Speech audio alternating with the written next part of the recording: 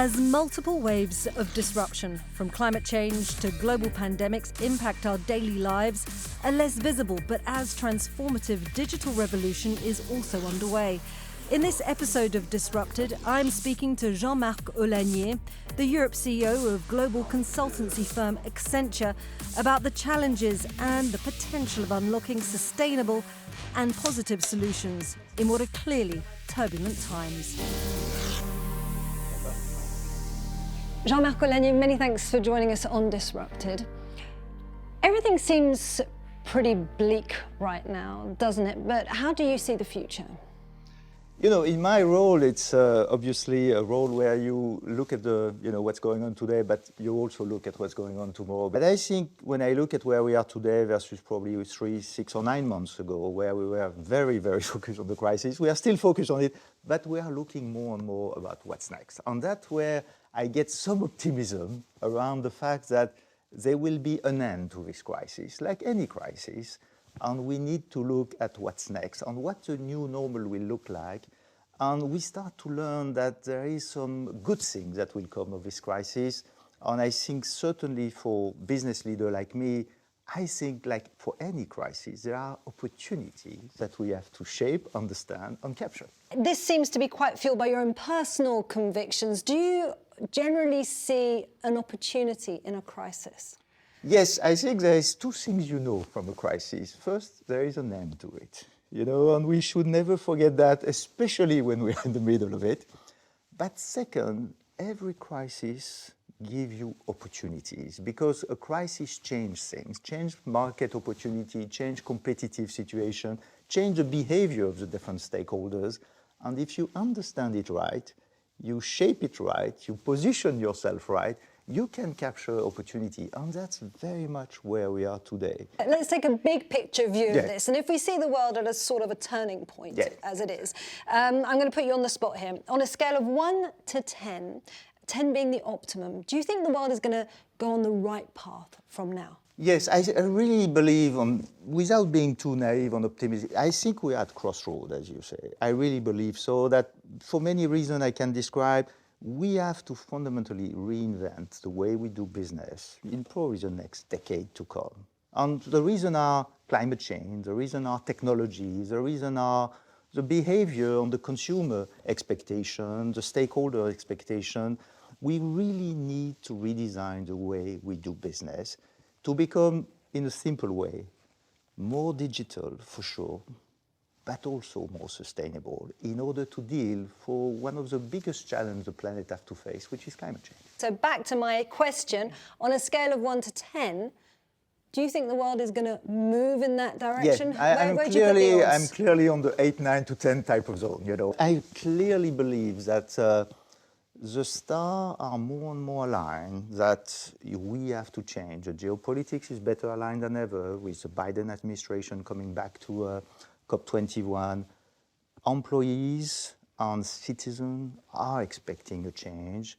And frankly, the business leaders as well as government are very aligned to say that the way we do business today, the current linear economic model we are currently knowing is not going to be sustainable, and we have to change it. How would you define twin transformation, something that Accenture has defined as a future path forward for the world? Yes, twin transformation is a bit of a brand name we use in order to explain to the community, to the business environment, what are the ingredients required to be successful in this new world. The companies that will master digital technology and the companies that will put sustainability at the heart of their strategy will probably be the winners in this future world. So having a perfect understanding of those 2 trends and those 2 technologies is going to be critical.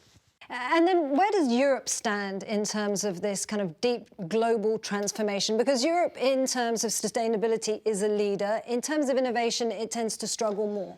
I think when I look at it, frankly, Europe has been, when you look at the previous wave of change, which was very digital-driven, tech-driven, there was a view that Europe was a bit behind. Europe invests a bit less, we're a bit behind on the adoption of new technology.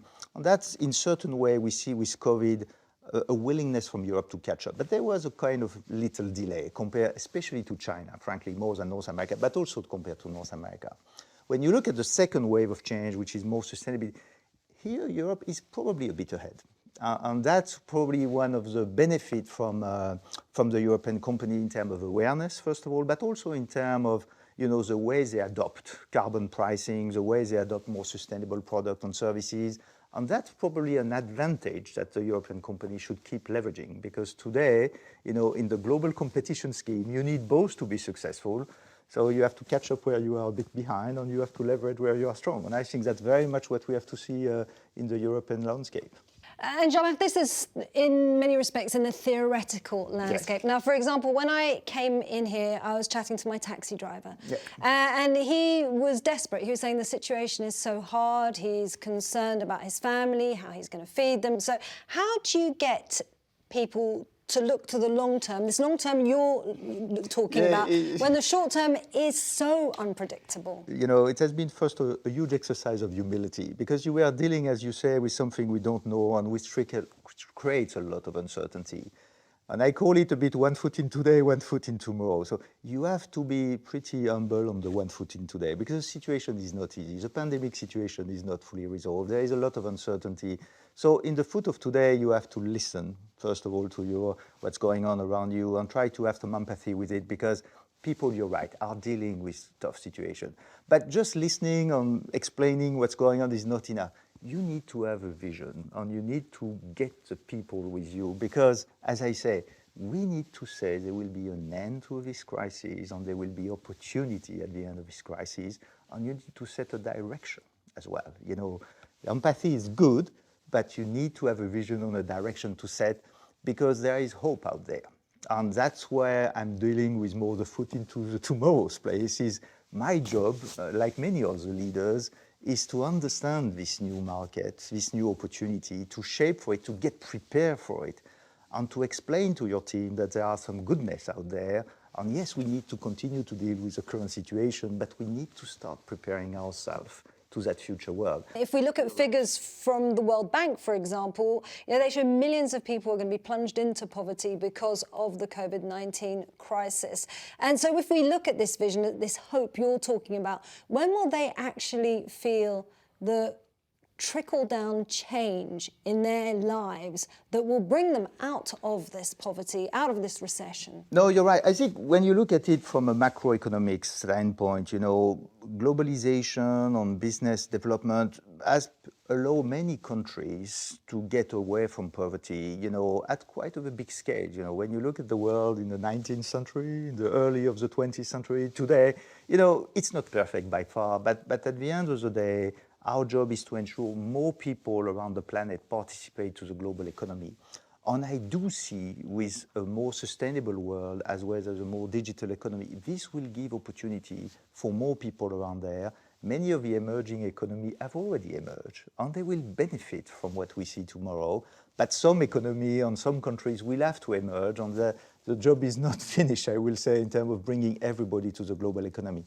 But I think what I can see, which maybe could be unique this time with climate change and the concept of a different type of economy, everybody will have to participate, because we have to change as a planet, not as a single economy or a single country. Everybody will have to contribute to that agenda, because maybe it's not something that happens very often. All of us live in the same planet. We have only one planet, and we need to take care of it. As we look at this future that you can probably see more clearly than many others, in terms of this future, artificial intelligence is going to play a key role. But many people fear artificial intelligence. They fear that relationship between man and machine. Is that fear grounded? We call it probably with the wrong word. Artificial intelligence looks like something in competition with men. We're going to have to rethink the way we split the work between the man and the machine, because the machine will be able to do more things which are, very useful, and the mankind will have to do more added value type of things. But it's not really the man replacing the machine or the machine replacing the man. It's a complementary things that we will have to organize.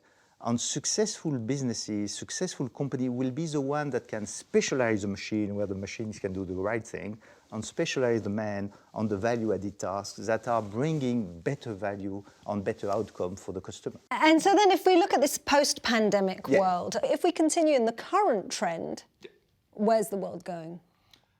I'm not worried about that. The current trend, which is, pretty challenging for the planet, I think, frankly. But even if you look at it, with all the negative of it, the worst economic crisis, and yes, people will lose jobs, all of this is true. But the positive view of that is that for the first time ever, we have been able to find a vaccine in less than 12 months. So when you really challenge humanity, sometimes you get positive things, which when we will look at this pandemic, I don't know what we're going to say about it, but certainly we're going to say it was difficult and painful for many people. But the fact that humanity has been able to do something that we have never done before, and after it's a question whether you believe human ingenuity will continue to deliver those kind of extraordinary outcome or not. If you believe so, which is more my view, we're going to have to leverage it because there will be other challenges to face.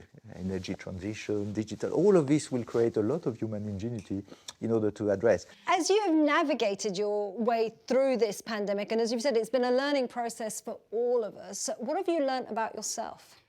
I learned a lot of humility. I think because when you are dealing with something you don't know, the best thing you can say is to acknowledge that you don't know. I was always thinking that being humble is probably a good thing, but I think now it's really a very good thing. And that's something that many leaders struggle with because leadership was very often perceived as, I know and I will explain what I know to the rest of the troop. Well, in this case, it was exactly the opposite. You have to deal with something you don't know. Certainly having this leadership style of humility, listening, empathy was a bit of the winning formula, in my view, for that current period. And then in terms of your own values, Jean-Marc Ollagnier, how have those values changed? You've talked about humility, but pre-pandemic and now as we are 1 year into it, how different are you as a person? For me, to be perfectly candid around what's happened, is this period of lockdown. Many countries have been through lockdown a month or two. For me, it has been like 3 months. What changed for me is that I spent really 3 months with my whole family at home, which I think also has been not a leadership experience, but certainly a family experience that gives you different perspective. And how's that changed your perspective? My perspective might have changed, but I know that the family was important, but I think it is really very important. And it is really very important because it gives you probably also this kind of human touch. And that you can learn from everybody. You can learn from your daughter, you can learn from your employees. And that's certainly something, I don't know if I discover, but I maybe rediscover.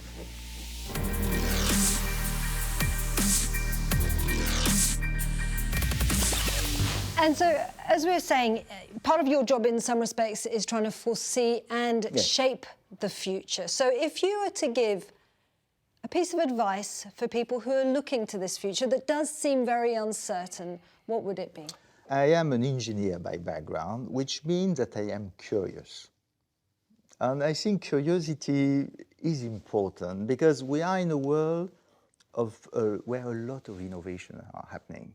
And if you want to shape that vision, you need to be curious and understand all the things that happen around you. And I have been always passionate around technology, and I have been always passionate around climate, not always, but since now less than a decade, very much passionate. And when you look at the energy sector, climate change, sustainability, there's going to be a lot of innovation there. So if you don't have that curiosity, if you don't have that willingness to learn, well, you may miss some of it. And I think this is also probably what leadership is about. Everything I learned at school is no longer, something really relevant. So you have to keep learning, and you need to have that curiosity and motivation, because otherwise, maybe you don't really understand what's going on around you. Be curious, keep learning. Many thanks, Jean-Marc Ollagnier, for joining us on Disruptive. No, thanks, Isabelle. It was a pleasure.